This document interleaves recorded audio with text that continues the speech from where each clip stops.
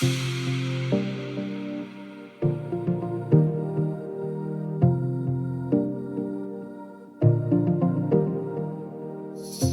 and welcome to GreenFleet Talks. My name is Kate Armitage and I'm your host for our discussion today. And I'm delighted to be joined by Natalie Hughes, Director of Partners and Corporate Accounts at Optimize. Hello, Natalie. Hi. Great to see you again.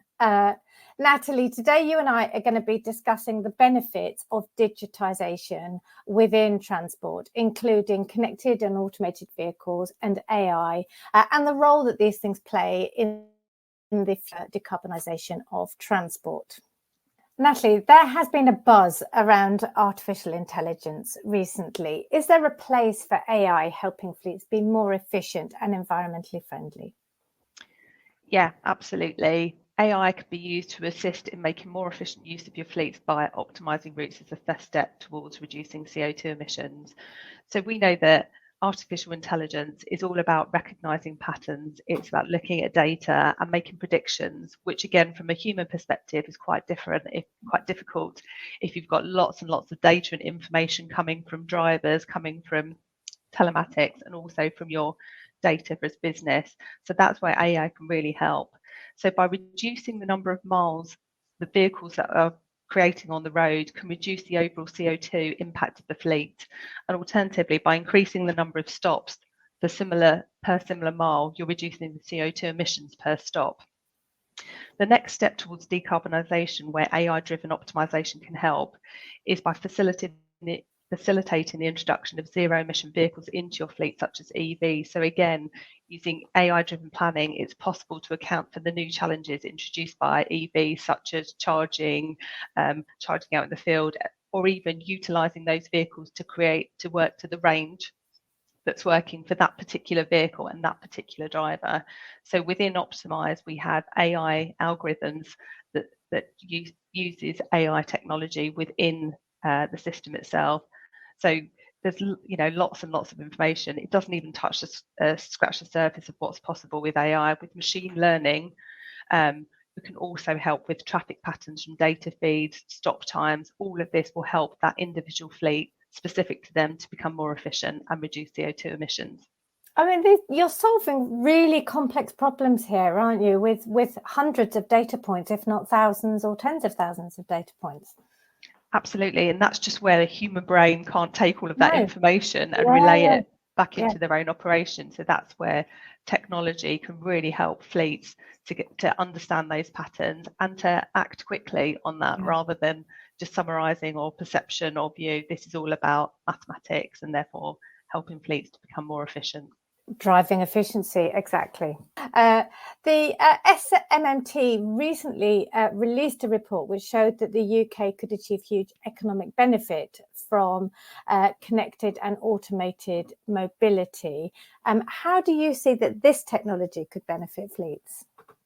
Well, we're seeing, again, data-driven and connected vehicles is really important to let fleet operators look at how they can service their collections, deliveries, etc. So as fleets are progressing and consumers want that on the same day delivery or within hour delivery. So again, by looking at all of the customer orders, looking at where vehicles are placed, looking at that intelligent information about the vehicles and connectivity will help fleets plan dynamically on the same day, based on if there's availability, where those vehicles are located, and also taking into account the most efficient person to do that delivery based on where they're at. So again, looking at the fleet holistically, which could be at mixed fleet fuels. So it could be looking at electric vehicles to see, have they got enough range to complete that delivery? Are they available? So again, the presence of data will really help fleet operators to make them become more efficient, which in turn helps them to improve their cost base for the operation and provide a better customer experience for those end users who are receiving or collecting or getting items collected or delivered. That makes a huge amount of sense, Natalie. I think when people talk about connected and automated vehicles, I think their minds automatically jump to automated vehicles, robots, all of that kind of stuff. But in reality, we're talking about simply doing what we're doing today, but doing it in a much more efficient way, in a much more dynamic and responsive way. Absolutely. And I think when you've got techniques that you can allow for machine learning, so if we look at our algorithms that have AI technology and machine learning capability, that is reading all of that information back. So things like stop times, shift patterns, speed profiles for specific drivers, brakes, etc., feeding all of that information in the field back into the algorithm so that every time it's making a decision, it's the most efficient based on what's happening rather than forecasting or predicting or guessing some of those variables. This is real time, and each of those individual data sources that make it that slightly bit better, therefore you're making more efficiency on top of, so additional savings. Great. Okay. Well, we all want to hear about additional savings. Now, one of the main barriers that we hear from fleets regularly around going electric is the high upfront costs. So what advice would you give to fleets that are concerned about that? So we see this all the time with fleet operators, and there's a lot to take into account, as well as purchasing the vehicles and the infrastructure to service them. We always say to customers, the first step before even purchasing any vehicles is optimizing what you have, i.e., can you be more efficient with your existing fleet? So typically, we see fleets that take on optimization technology such as ours that make savings between 10 and 20%. So if you can start using technology that on the next day you're reducing your CO2 emissions by 10 to 20%, this is significant, and that's without making any purchase of assets or charging infrastructure. The technology is self-funding, so we typically see that customers are actually making a savings pot in terms of that fuel, time, and increasing vehicle utilisation, which they can then put towards purchasing new assets in the future. Great. And it makes complete sense, not just financially, but also switching to an electric vehicle, but still using it inefficiently, is just not best practice in the first place. You still have to charge and pay for the energy to charge the electric vehicle. So again, if you can make the most out of every single mile and therefore more efficient, you can get the same amount of work done or more work done with the existing fleet and the range. Great. Okay. As you're aware, Natalie, this is our 150th edition. Little party for us here.